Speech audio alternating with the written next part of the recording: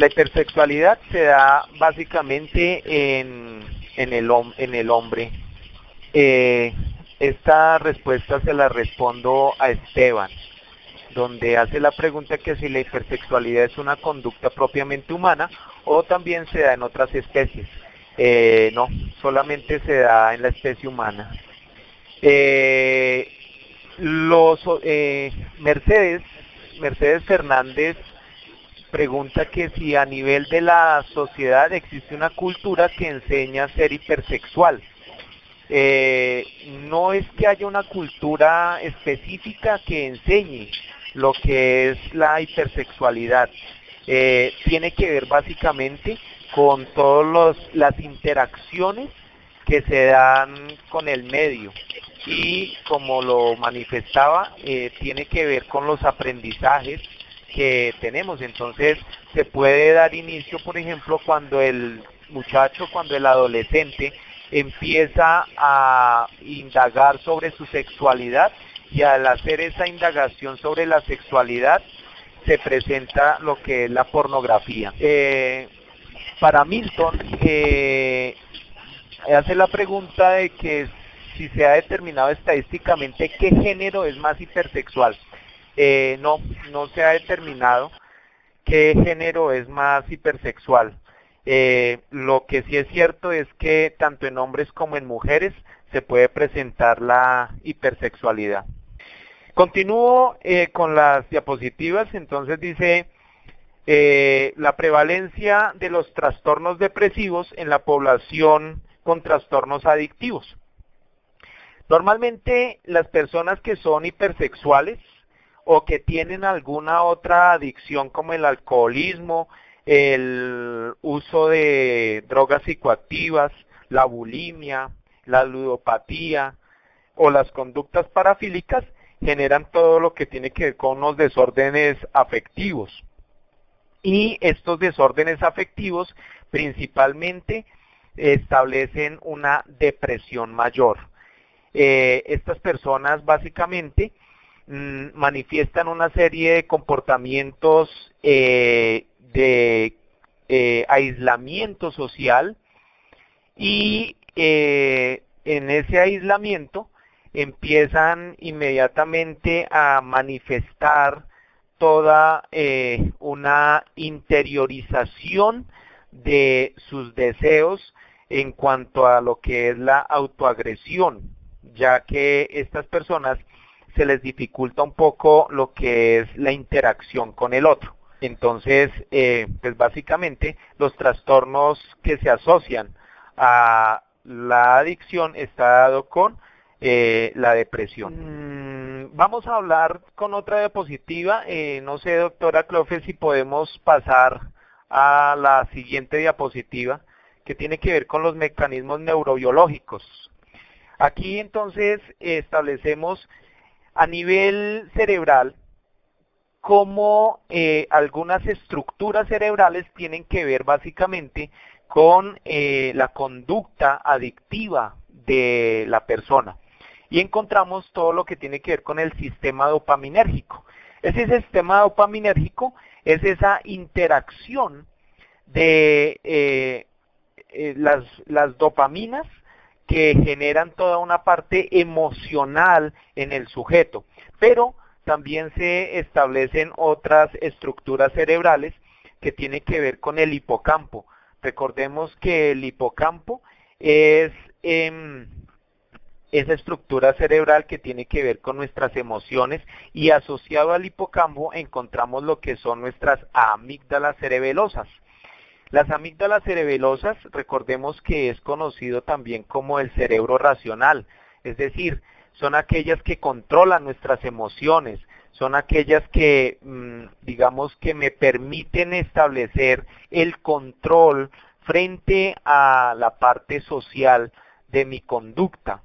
Si no existieran las amígdalas cerebelosas, fácilmente nos podríamos abalanzar a una persona que nos gusta y la podríamos coger a pico sin conocerla, o sencillamente si nos cae mal, la podríamos coger a golpes si no existieran estas amígdalas cerebelosas. Entonces, lo que me permite la amígdala es que me controla mi emoción y se conecta con la parte hipocampal. Y encontramos al cerebelo allí como parte fundamental también de lo que es la conducta sexual. Recordemos que el cerebelo cumple 3 funciones específicas. Una de ellas tiene que ver con el equilibrio, la otra tiene que ver con la tonicidad muscular y la otra función del cerebelo tiene que ver con el movimiento.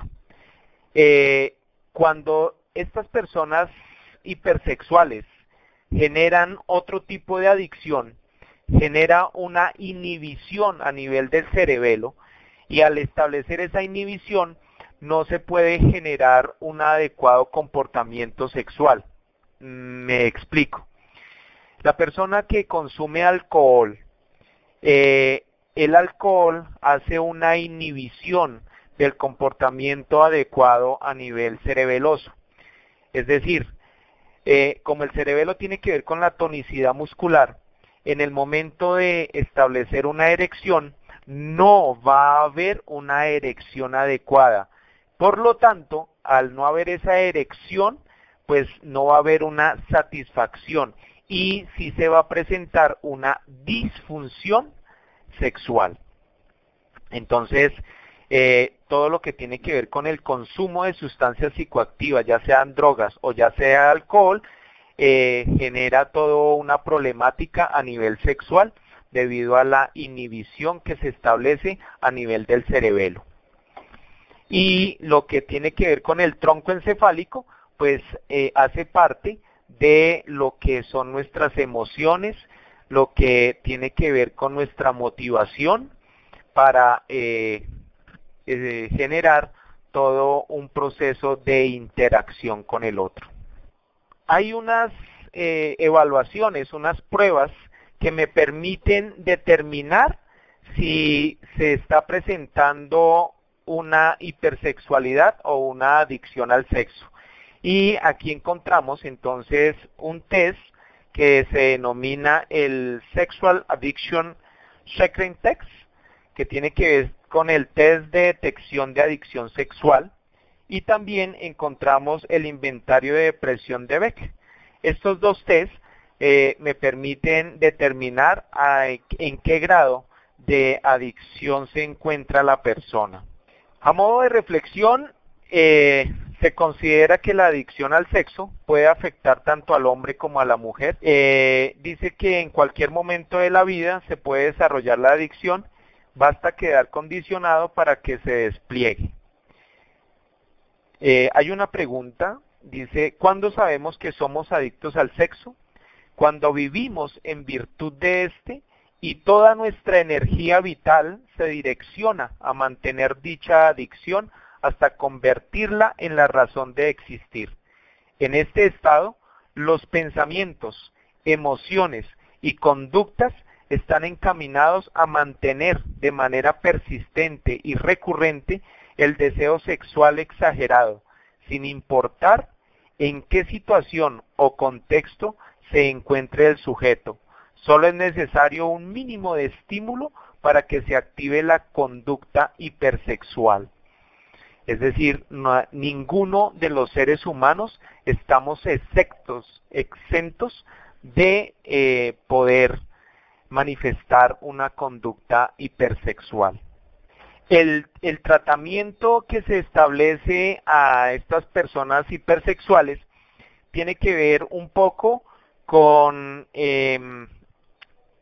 internar a la persona y hacer unas confrontaciones con respecto a sus conductas, no solamente sexuales, sino también a sus conductas personales, dado a que la hipersexualidad se ha encontrado que tiene que ver o se asocia con situaciones que han generado conflicto en el individuo, en la persona. Entonces se tiene que hacer todo un proceso terapéutico con estas personas.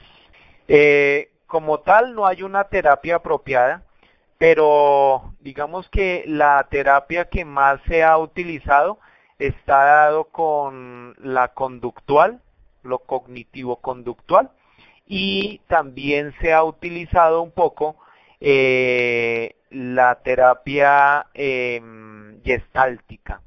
Ha funcionado en estas personas hipersexuales, dado a que se genera todo un proceso de confrontación referente a su vida y referente a sus acciones comportamentales. Esteban me pregunta que cómo se determina la hipersexualidad a través del inventario de Beck.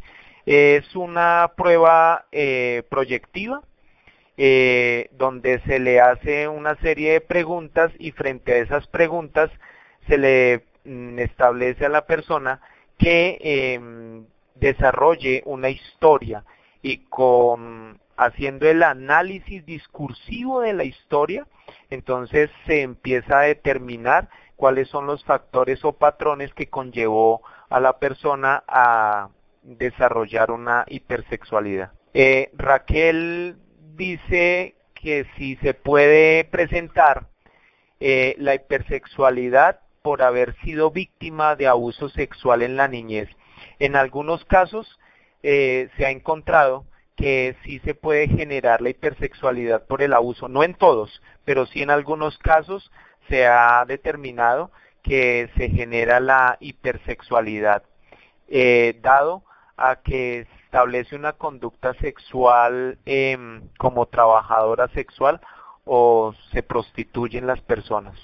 Las causas comunes que originan la hipersexualidad para Cecilia II son múltiples causas. Puede ser, como lo manifesté, problemas que han sufrido las personas en algún momento de su vida, por adicción también de algunas drogas. Recordemos que la hipersexualidad se asocia con otras adicciones, entonces el hecho de que se asuma la adicción al consumo de sustancias psicoactivas o la ludopatía puede conllevar a que se genere la sexualidad. Recordemos que todo va encadenado y son conductas, entonces la persona que consume alcohol, después de la ingesta de alcohol, lleva a establecer interacción con otras personas y el generar esa interacción con esas personas llevaría a establecer conductas afectivas y esas conductas afectivas terminan estableciéndose relaciones sexuales. Entonces, digamos que son muchas las causas que pueden determinar lo que es la hipersexualidad. Para Silvia Arias, pregunta que si las personas hipersexuales reprimen sus emociones. Sí las reprimen y a eso se le denomina que son personas alexitímicas, porque no son capaces de reconocer sus emociones y el hecho de que no sean capaces de reconocer sus emociones, por eso están en una constante búsqueda de satisfacción emocional.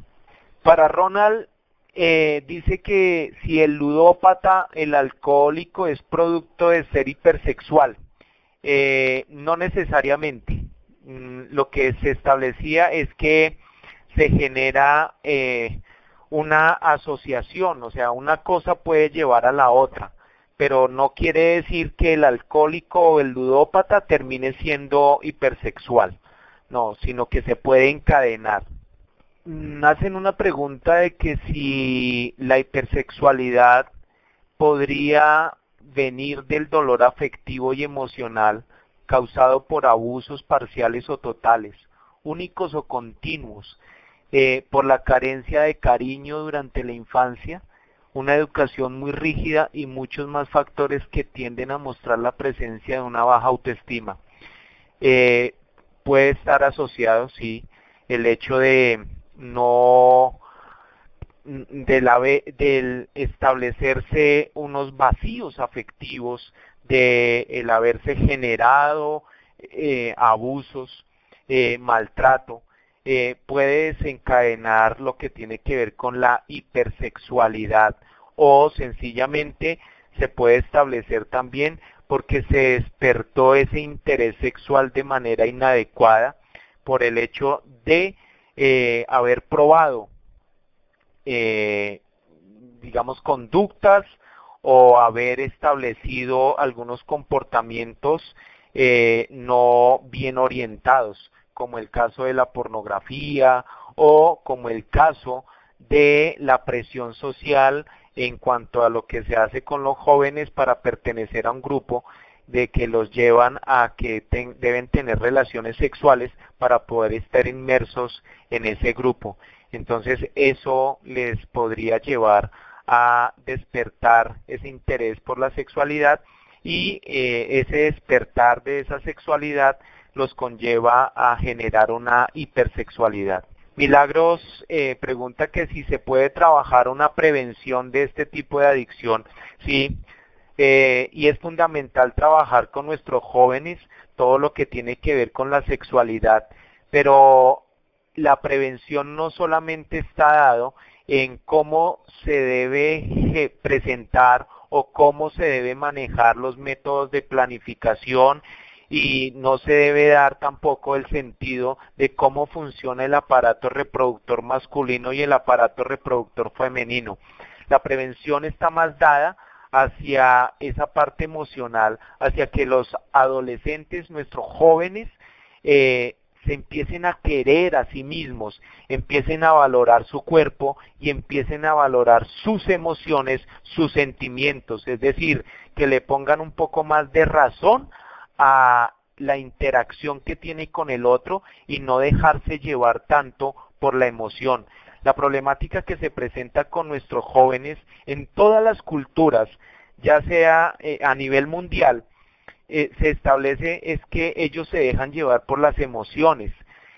Por lo tanto, el que maneje su emocionalidad no le permite establecer una racionalidad de lo que puede presentarse o de lo que puede haber. De ahí entonces que se ha proliferado todo lo que tiene que ver con el VIH, con las ITS y lo que se está viendo actualmente, y es el cáncer de cuello uterino. Recordemos que el cáncer de cuello uterino se desarrolla básicamente por el virus del papiloma humano.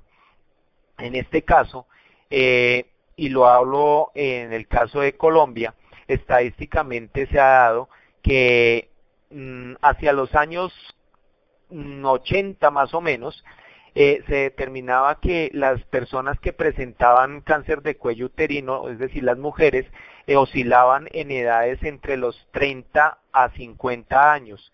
Hoy, al 2011, se establece que quienes están presentando cáncer de cuello uterino son niñas que oscilan en edades de los 12 a los 20 años. ¿Y esto por qué? Porque han iniciado su vida sexual a muy temprana edad.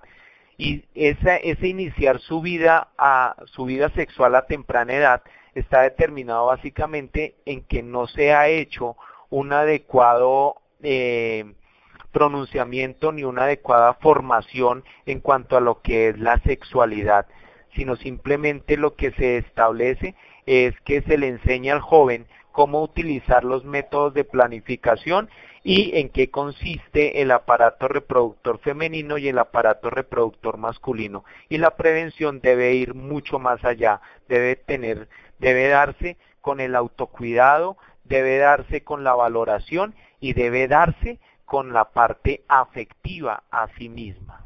Liliana García pregunta que si se tiene algún estudio de prevención en adolescentes. Ese estudio de prevención está determinado con lo que tiene que ver con el Ministerio de Salud, Ministerio de Educación, en el sentido de que se deben generar programas, proyectos que den cuenta de lo que es la salud sexual y reproductiva. Para Marixa Vargas, referente a la pregunta de que si las personas ven en el sexo una forma de escape, recordemos que cuando hablamos del concepto de sexo, estamos determinados hacia lo que es la identidad de género. Y una relación sexual no necesariamente tiene que ver con el involucrar los órganos genitales, sino está más dado a esos procesos de interacción. En ese caso, el hecho de interactuar con el otro sí me establece una satisfacción, dado a que establezco procesos comunicacionales. Para Mercedes Fernández, ¿las represiones de sus emociones se dan en el plano inconsciente del ser humano? No, no se da en el inconsciente, todo se da a nivel consciente, por lo tanto se establece una carencia, se genera esa necesidad y al generarse esa necesidad la persona siempre va a buscar acciones, patrones o conductas que conlleven a la satisfacción de esa necesidad. Para Esther, los hipersexuales, el comportamiento del hipersexual no es inconsciente, es plenamente consciente, ya que es de por sí el hecho de querer buscar, es decir, él siempre está en esa constante búsqueda de satisfacer esa necesidad. Entonces no es nada inconsciente, es puramente consciente. Marixa pregunta que cuál sería la terapia más apropiada para esta enfermedad. Como lo manifesté anteriormente, la terapia, digamos que las dos terapias que se utilizan en este sentido tienen que ver con la cognitivo-conductual y con la gestáltica. Ha surtido más efecto la terapia cognitivo-conductual. ¿A qué edad puede presentarse el trastorno? Precisamente en la diapositiva que encontramos allí, a modo de reflexión, se dice que en cualquier momento de la vida, no hay una edad específica, en cualquier momento. Para Juan, en cuanto a la pregunta de que si las personas que tienen más de 2 mujeres, como los pakistaníes, se le puede llamar hipersexuales, no. A ellos no se les puede llamar hipersexuales. El hecho de que se tengan 2 mujeres, que se tengan 3 mujeres, no significa que sean hipersexuales. Hay un concepto que también se está reevaluando en todo lo que tiene que ver con las conductas sexuales y es el de la promiscuidad. Estaría más dado hacia esa parte, hacia la promiscuidad. Pero el hipersexual es aquella persona que constantemente tiene que estar buscando conductas sexuales netamente que estén relacionadas con la interacción o la manipulación de sus órganos genitales para la satisfacción de esa necesidad. Pero como lo dije, estas personas no logran encontrar una satisfacción sexual. No sé si en su país, voy a recomendarles 2 películas para que las puedan ver y allí está todo el análisis de lo que es un hipersexual o un adicto al sexo. Y una de ellas se llama Diario de un adicto al sexo, se llama así. Y la otra es Diario de una ninfómana. Son 2 películas que dan cuenta de todo lo que tiene que ver con la conducta de el hipersexual. Doctora Cleofe, muchísimas gracias a usted por su invitación, por permitirme este espacio para compartir los conocimientos y espero este tema que hemos compartido el día de hoy sirva para el crecimiento personal y profesional de sus estudiantes de la universidad y reitero, para mí es grato la invitación que usted muy amablemente me hizo. Le envío, doctora Cleofe, y envío a todos los participantes un abrazo fraterno, que Dios les bendiga y espero nos encontremos en otra oportunidad. Sí, yo quiero hacer extensivo y aprovechar este momento para indicar que ya tenemos el convenio específico con la Universidad Inca de Colombia, está ya para la firma y es posible que su rector nos esté visitando el próximo año. Esto para lo que es intercambio académico y también intercambio a través de investigación. Es la noticia que, bueno, los estudiantes no lo conocían, pero ahora tienen un conocimiento del mismo. y va a haber muchas novedades con relación a ciertos cursos y diplomados que para el siguiente año se ha previsto con la coordinación de la doctora Mercedes Abreu, ¿no? Y con la participación, claro, usted, con cada uno de ustedes, ¿no? Yo le agradezco nuevamente y con seguridad el próximo año seguramente vamos a tenerlo quizás aquí en nuestro país. Muchas gracias. Doctora Claudia, muchísimas gracias y claro, reitero nuevamente, para mí es muy placentero y Dios quiera que pueda viajar a su país y pueda estrechar la mano suya y pueda compartir muchos más conocimientos con sus estudiantes.